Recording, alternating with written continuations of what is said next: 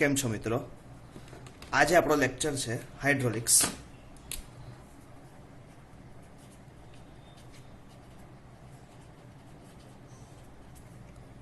હવે આની પહેલાના લેક્ચરમાં આપણે બર્નોલી ઇક્વેશનના એક્ઝામ્પલ સોલ્વ કર્યા હતા. Example solved by Bernoulli's equation.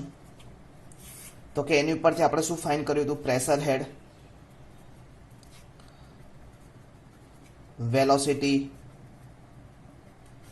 Velocity હેડ, એ આપણે ફાઇન્ડ કરતા શીખ્યા હતા. હવે આજના લેક્ચરમાં આપણે સમજવું છે કે સાહેબ આ બર્નોલી ઇક્વેશન છે એનું આગળ પણ એની એક એપ્લિકેશન છે કે જેના દ્વારા આપણે ફ્લુઇડ ફ્લોને મેઝર કરીએ છીએ અને ફ્લુઇડનું બિહેવિયર આપણે ચેક કરીએ છીએ. તો આજે આપણે લેવું છે એપ્લિકેશન ઓફ બર્નોલી.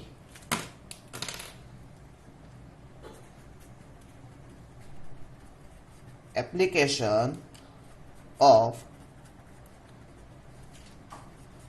બર્નોલીઝ થિયરમ અથવા તો બર્નોલીઝ ઇક્વેશન. હવે બર્નોલીઝ ઇક્વેશન તમને બધાને ખબર છે કયું હતું? તો કે P upon density v square upon 2g plus z is equal to constant. By suppose તમને એવું પૂછે કે બર્નોલીનો થિયરમ શું થાય તો બી આપણને ખબર હોવી જોઈએ. બર્નોલીનો થિયરમ તો કે કોઈ ફ્લુઇડ ફ્લો થતું હોય ત્યારે તેના કોઈ બી સેક્શન પાસે એનો પ્રેશર હેડ, વેલોસિટી હેડ અને ડેટમ હેડ એ શું થાય? કોન્સ્ટન્ટ થાય. That is called Bernoulli's theorem. હવે બર્નોલીઝ થિયરમ આપણે કેવી રીતે લાયા હતા તો તમને બધાને ખબર છે. યુલર થિયરમ આપણે ચેક કર્યો હતો અને યુલર થિયરમ ઉપરથી આપણે એનું ઇન્ટિગ્રેશન કરીને બર્નોલી ઇક્વેશન લાવ્યા હતા. ક્લિયર થાય છે અહીંયા સુધી? ઓકે. તો કે સર એપ્લિકેશન ઓફ બર્નોલી તમે કીધું તો એપ્લિકેશન ઓફ બર્નોલી કઈ કઈ? તો તમારી જાણ માટે કહું તો કે પહેલું આવશે તમારું વેન્ચુરીમીટર,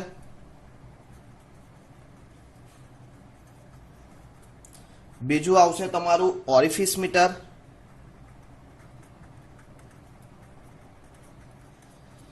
ત્રીજું આવશે તમારું પિટોટ ટ્યુબ,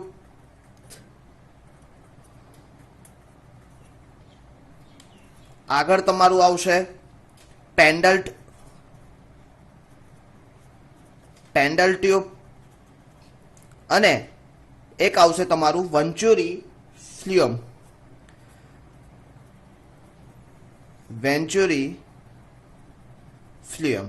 ઓકે. પણ મોસ્ટલી તમને કહી દઉં, તમારે સૌથી વધારે ખાસ એક વેન્ચુરી meter, orifice meter, pitot tube અને પેન્ડલ ટ્યુબ, આ ચાર વચ્ચે તમારે બેઝિક નોલેજ હોવું જરૂરી છે. હવે આજે આપણે વેન્ચુરી મીટર વિશે તમને ડિટેલમાં સમજવું છે. ફરીથી અહીંયા સુધી તમને ખબર પડી ગઈ. એપ્લિકેશન ઓફ બર્નોલી તમને પૂછે કે what is application of Bernoulli.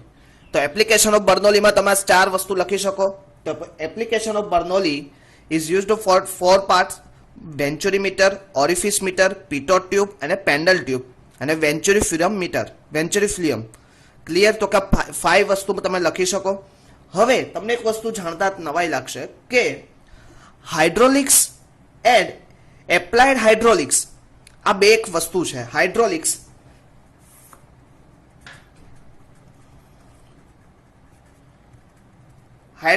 અને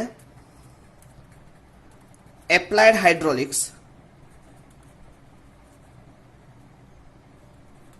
આ બંને સબ્જેક્ટનું તમે જોવા જાઓ તો મોટા પાયે બર્નોલી એમાં કંઈક ને કંઈક રીતે છુપાયેલા છે.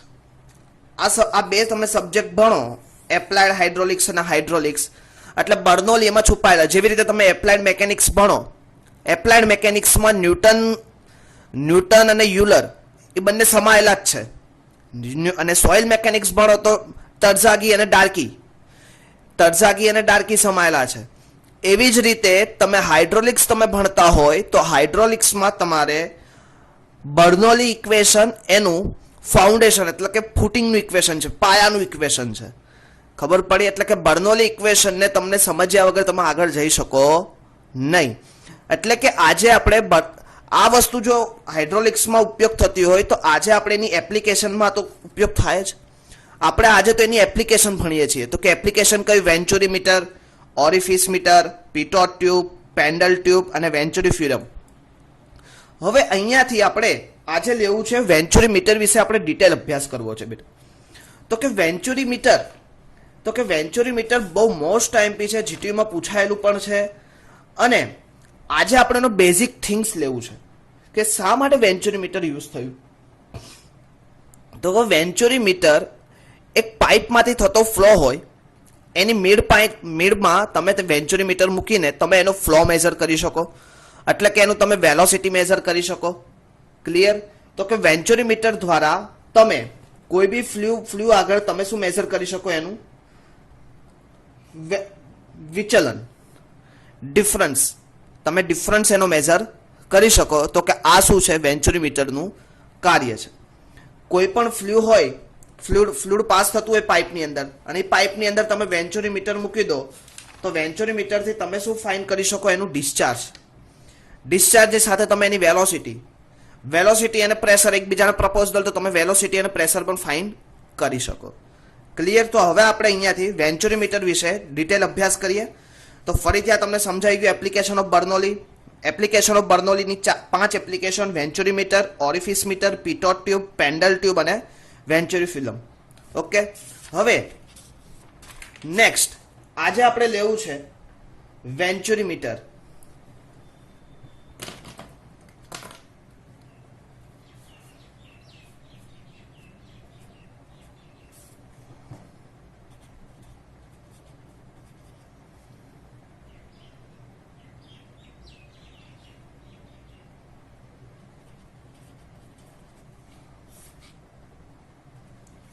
હવે વેન્ચુરી મીટર સમજવા માટે તમારે સૌપ્રથમ એનું એક ગ્રાફ સમજવો પડશે, અથવા એક એનો પાઇપ દ્વારા આપણે એને સમજીએ. તો ફર્સ્ટ ઓફ ઓલ એક ડી ડાયામીટરનો પાઇપ છે. હવે આ ડી ડાયામીટરના પાઇપમાં અમુક ટાઈમ પછી શું થાય છે? એનું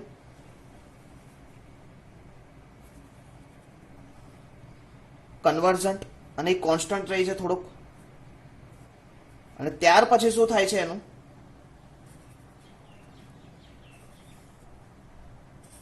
કન્ટિન્યુઅસલી ડાયવર્જન્ટ.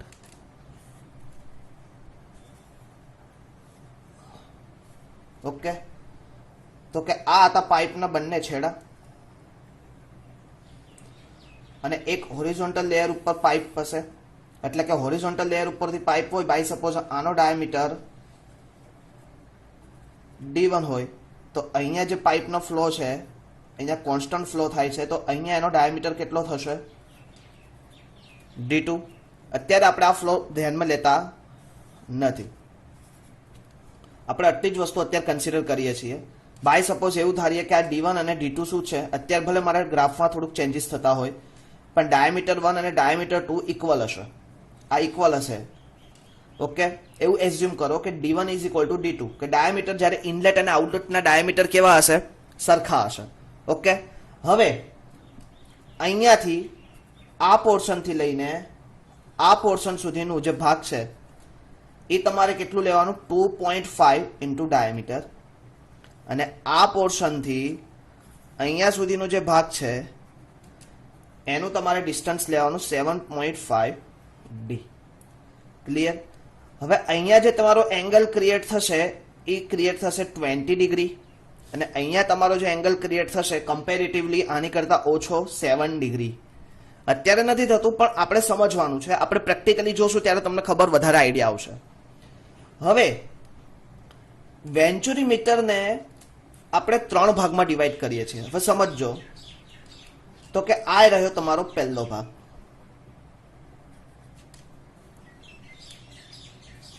તમે જે મેં અત્યારે તમને જે દેખાડ્યું ધેટ ઇઝ કોલ્ડ એનો પાર્ટ 1. પાર્ટ 1 એટલે કે એનું થશે, હું અહીંયા ડિવાઈડ કરતો જઉં છું. પાર્ટ 1 એટલે કન્વર્ઝિંગ કોન થશે એનું.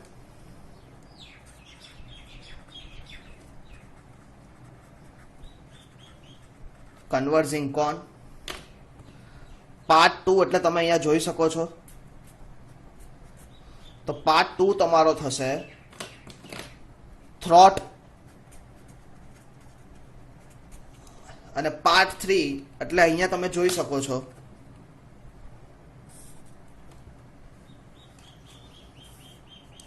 તો કે આ તમારું થશે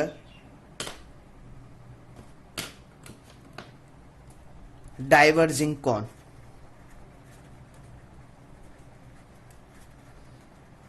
ઓકે, તો કે ફરીથી વખત સમજીએ.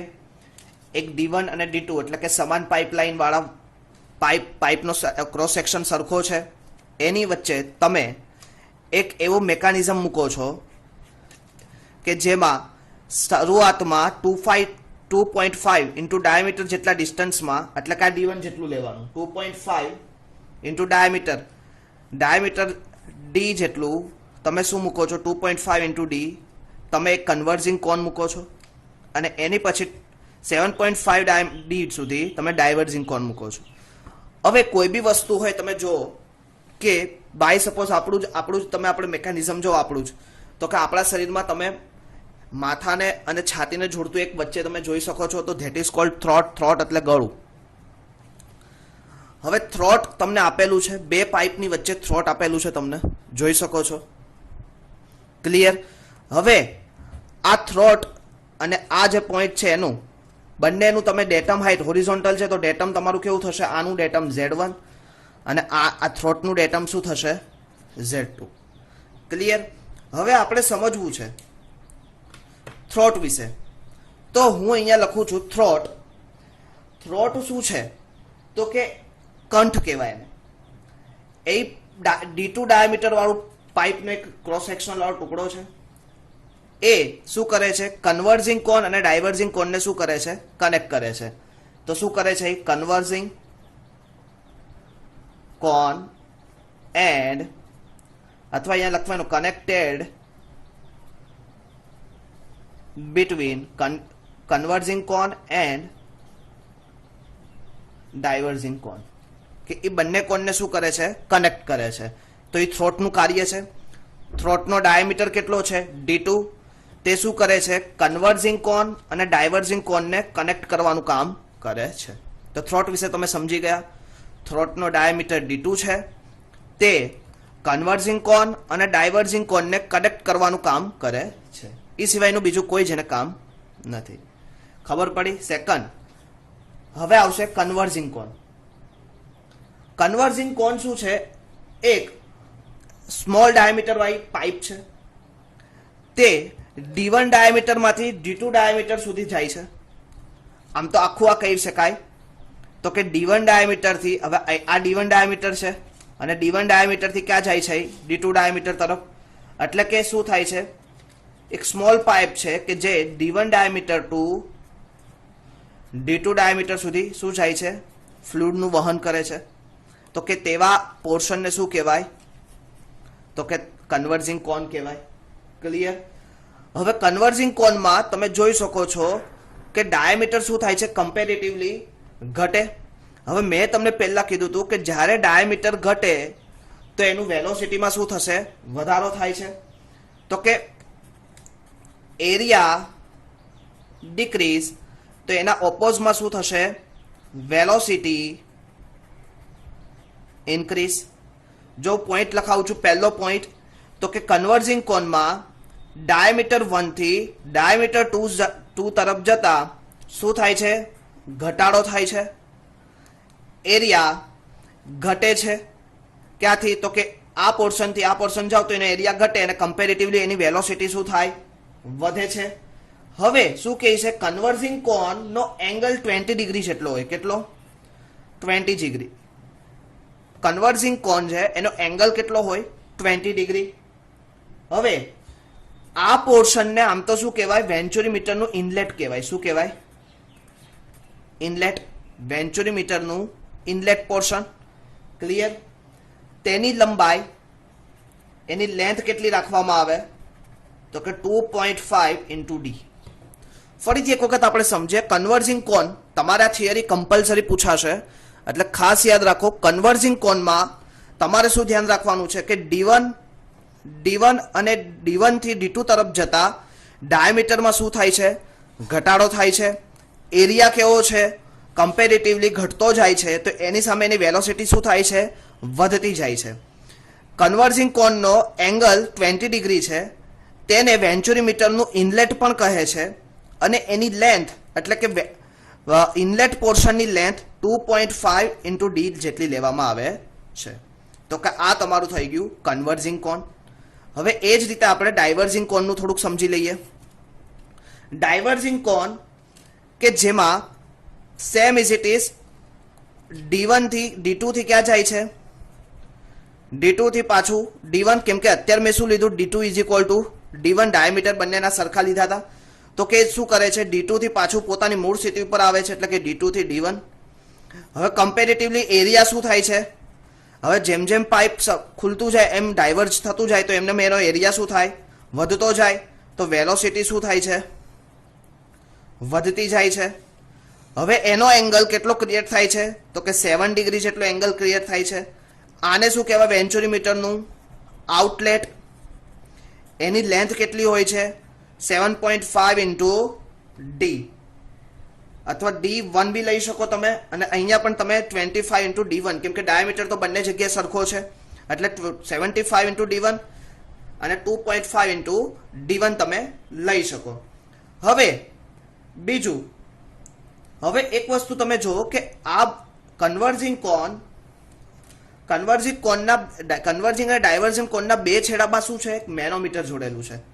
અથવા તો તમે એવી રીતે કહી શકો, કન્વર્જિંગ કોન અને થ્રોટના પાસે એક મેનોમીટર જોડેલું છે, એના દ્વારા તમે પ્રેશર ડિફરન્સ મેઝર કરી શકો. તો કે પ્રેશર ડિફરન્સ દ્વારા તમને પ્રેશરનું ડિફરન્સ તમને મળી શકે. એટલે મેનોમીટરમાં તમે અંદર એક ફ્લુઇડ કયું લીધું હોય, મર્ક્યુરી, તો મર્ક્યુરી દ્વારા તમે મર્ક્યુરીના અપડાઉન દ્વારા તમે એનું પ્રેશરનું મેઝરમેન્ટ કરી શકો. ક્લિયર? તો કે તમારા 3 પોર્શન વેન્ચુરીમીટરના, કન્વર્જિંગ કોન, થ્રોટ અને ડાયવર્જિંગ કોન. કન્વર્જિંગ કોનમાં D1 થી ક્યાં જાય છે, D2 તરફ જાય છે, એટલે કે ડાયામીટર શું થાય છે, ઘટતો જાય છે. એરિયા, ડાયામીટર ઘટે એટલે કમ્પેરેટિવલી પાઇપનો ક્રોસ સેક્શનલ એરિયા પણ ઘટે. હવે એરિયા ઘટે તો વેલોસિટી શું થાય છે, વધે છે. 20 ડિગ્રી એનું એંગલ છે. ઇનલેટ, વેન્ચુરીમીટરનું ઇનલેટ પણ કહેવાય છે. એની લેન્થ પાઇપ એટલા કન્વર્જિંગ કોનની લેન્થ 2.5 ઇન્ટુ D1 જેટલી હોય છે. ડાયવર્જિંગ કોન શું કરે છે, એ D2 માંથી D1 તરફ જાય છે. એનો એરિયા શું થાય છે, વધે છે. વેલોસિટી સામે એટલી શું થાય છે, ઘટે છે. વેલોસિટી શું થાય છે, ડિક્રીઝ થાય છે. 7 ડિગ્રી એનું એંગલ ક્રિએટ થાય, એને વેન્ચુરીમીટરનું આઉટલેટ કહેવાય. એનું ડિસ્ટન્સ 7.5 ઇન્ટુ D1 જેટલું હોય. થ્રોટ એટલે કે D2 ડાયામીટર, કે જે કન્વર્જિંગ કોન અને ડાયવર્જિંગ કોનને શું કરે છે, ભેગા રાખવાનું એટલે કનેક્ટ કરવાનું કામ કોણ કરે છે, થ્રોટ કરે છે. ક્લિયર? તો આ હતું 3 વસ્તુ, થ્રોટ, કન્વર્જિંગ કોન અને ડાયવર્જિંગ કોન. હવે આજે આપણે એક ઇક્વેશન ડિરાઈવ કરવું છે. તો કે ઇક્વેશન શું ડિરાઈવ કરવું છે, તો કે વેન્ચુરીમીટરનું ઇક્વેશન આપણે ડિરાઈવ કરવું છે. તો બહુ જ મોસ્ટ ઇમ્પોર્ટન્ટ છે, સમજવા જેવું છે. તો એની માટે આપણે ફિગરને આપણે સાથે રાખશું. તો કે ડેરિવેશન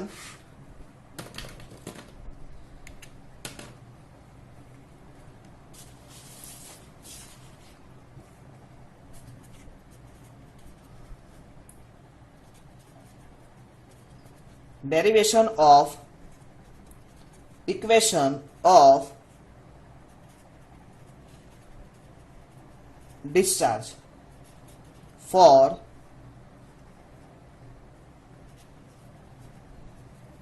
વેન્ચુરી મીટર. તો આપણે ઇક્વેશન ડિરાઈવ કરવું છે. હવે તમને બધાને ખબર છે, ફિગર છે. હવે ઇક્વેશન આપણે ડિરાઈવ કરવું હોય તો મેં પહેલા જ તમને કીધું હતું, તો કે મારી પાસે શું શું વસ્તુ હોવું જોઈએ, તો કે સેક્શન 1 અને સેક્શન 2. તો હું પહેલા એને સેક્શન વાઇઝ ડિવાઈડ કરી દઉં ફિગર પ્રમાણે.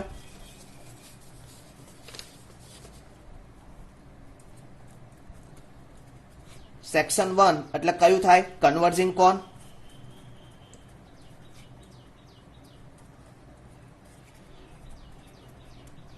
સેક્શન 2 એટલે કયું થાય, તમારું થ્રોટ એરિયા. હવે તમારી પાસે અનનોન કઈ કઈ વસ્તુઓ છે તો કે સૌથી પહેલા V1 P1 પછી ડાયમીટર 1 અને Z1 same is it is અહીંયા V2 P2 D2 અને Z2 તો કે આ શું છે V2 તો કે વેલોસિટી એટ પોઈન્ટ 1 ઉપર તો સેક્શન 1 આગળ એની વેલોસિટી તો કે સેક્શન 1 આગળ એની વેલોસિટી કેટલી આવશે V1 metre per second P કેટલું આવશે તો કે P1 મીટર ન્યૂટન પર મીટર સ્ક્વેર અથવા તો કિલો ન્યૂટન પર મીટર સ્ક્વેર D1 શું આવશે ડાયામીટર શેમાં આવશે D1 mm Z1 datum height હવે ડેટમ તો બંને જ કેવું છે સરખું પણ અત્યારે આપણે લખીએ હોરિઝોન્ટલ થી એક ડેટમ હવે હોરિઝોન્ટલ થી ડેટમ એટલે બાય સપોઝ કોઈ એક નીચે ફિક્સ લેયર હશે તો ફિક્સ લેયર થી આ ડિસ્ટન્સ કેટલું થાય Z1 એ જ જગ્યાએ હોરિઝોન્ટલ એંગલ થી થ્રોટનું કેટલું થાય Z2 તો બંનેનું સરખું જ થશે કોઈ એટલો બધો ખાસ ડિફરન્સ પડતો નથી તો કે same is it is V2 metre per second P2 metre per second D2 metre per second અને Z2 કેટલું આવશે Z2 હવે તમને બર્નોલીનું ઇક્વેશન તો યુઝ કરવું જ પડશે તો અહીંયા હવે તમે લખી શકો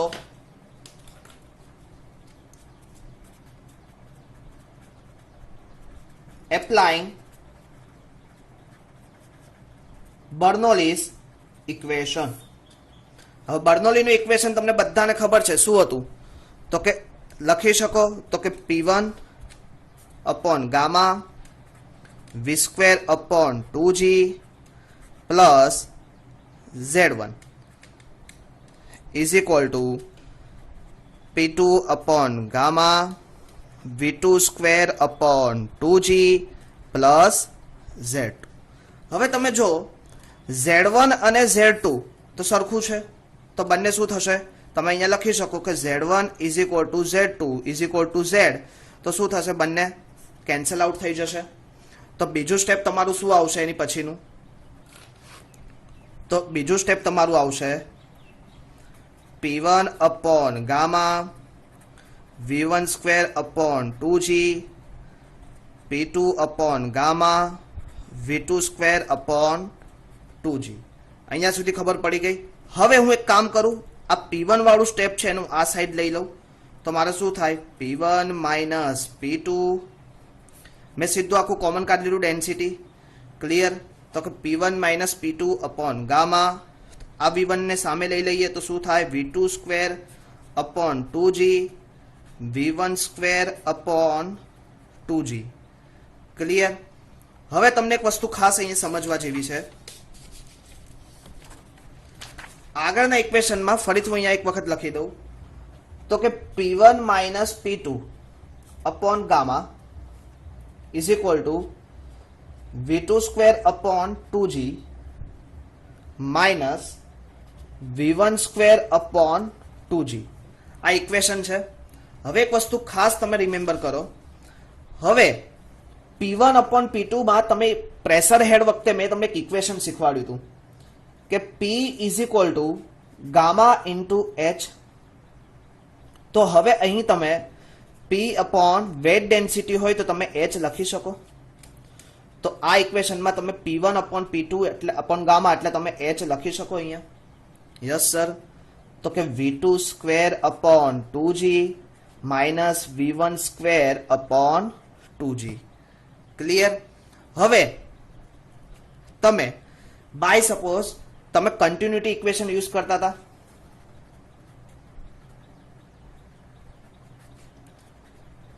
બાય કન્ટિન્યુટી ઇક્વેશન તો કે કન્ટિન્યુટી ઇક્વેશન તમે શું લેતા હતા A1 V1 is equal to A2 V2 હવે બાય સપોઝ હું અત્યારે એવું કરું કે V1 બાય સપોઝ તમે V2 ને બી બનાવી શકો પણ હું શું કરું છું અત્યારે V1 ને કરતા બનાવીને શું કરું છું A2 V2 upon A1 તો કે આ ઇક્વેશન તમારું 1 કહી દઉં આ ઇક્વેશન 2 કહી દઉં તો ઇક્વેશન 2 ને શું કરું હું ઇક્વેશન 1 માં પુટ અપ કરું તો લખો અહીંયા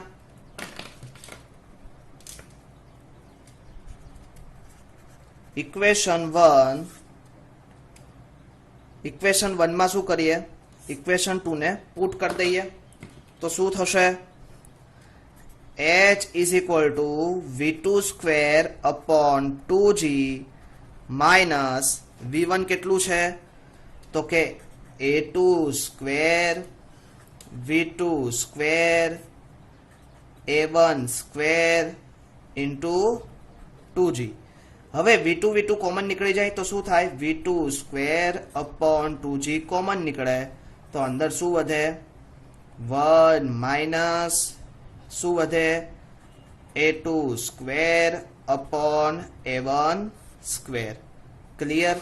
area of 2 square, area of 1 square. તમે હવે આનું લસા લઈ લો, v2 square upon 2g a1 square minus a2 square upon a1 square થાય તો કે આ શું આવશે તમારું h.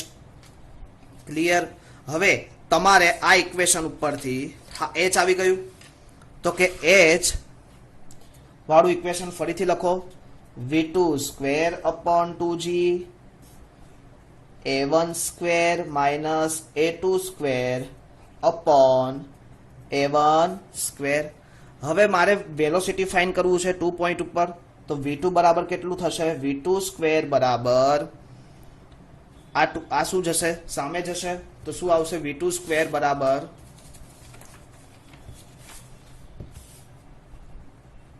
2gh. આ 2g ને મેં સામે એટલે 2gh થઈ ગયા. ક્લિયર?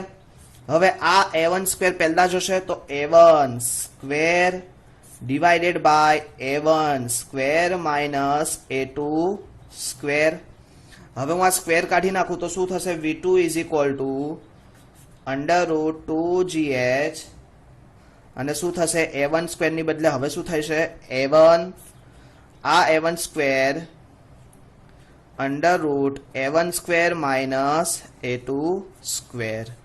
તો આ તમારું શું થયું, વેલોસિટી એટ પોઈન્ટ 2 તમને મળી ગયું. ખબર પડી આમાં? મેં શું કર્યું, v2 સ્ક્વેરનું મેં એનું રૂટ કર્યું તો આ શું થશે, અંડર રૂટ 2gh a1 એટલે a1 સ્ક્વેરનું શું થાય, a1 થઈ જાય. હવે આનું તો તમે રૂટ ફાઇન્ડ ના કરી શકો એટલે શું કર્યું, બે under route a1 square minus a2 square તો તમને શું મળ્યું, v2. હવે અહીંયા એક વસ્તુ જાણવા જેવી છે, વેન્ચુરીમીટરનું ડિસ્ચાર્જનું સૂત્ર q is equal to coefficient of venturimeter into a2 into v2. હવે કોફિશિયન્ટ ઓફ વેન્ચુરીમીટર કેટલું છે તો કોફિશિયન્ટ ઓફ વેન્ચુરીમીટર c. a2 તમને નથી આપેલું અને v2 તમે શું ફાઇન્ડ કર્યું છે, અંડર રૂટ 2gh. હવે આ કેપિટલ એ ની બદલે તમે સ્મોલ એ પણ લઈ શકો, સ્મોલ a1 નો સ્ક્વેર સ્મોલ a2 નો સ્ક્વેર. હવે આની જગ્યાએ મેં હમણાં શું કીધું, તમે સ્મોલ a1 a2 તમે કન્સિડર કરી શકો તો શું થશે, c under route 2gh a1 a2 upon under route a1 square minus a2 square. તો આ શું આવશે, વેન્ચુરીમીટર દ્વારા તમે એનું ડિસ્ચાર્જ મેઝર કરી શકો. આ થિયરમ આપણે સમજ્યા પણ સાથે સાથે આપણું પ્રેક્ટિકલ પણ તમારે સમજવું પડશે કે જે આપણે નેક્સ્ટ લેક્ચરમાં કે જ્યારે પ્રેક્ટિકલ અવર હશે ત્યારે હું તમને એનું પ્રેક્ટિકલી તમને ડિટરમાઇન કરાવીશ. હવે ફરીથી આપણે એક વખત સમજી લઈએ આખી થિયરી.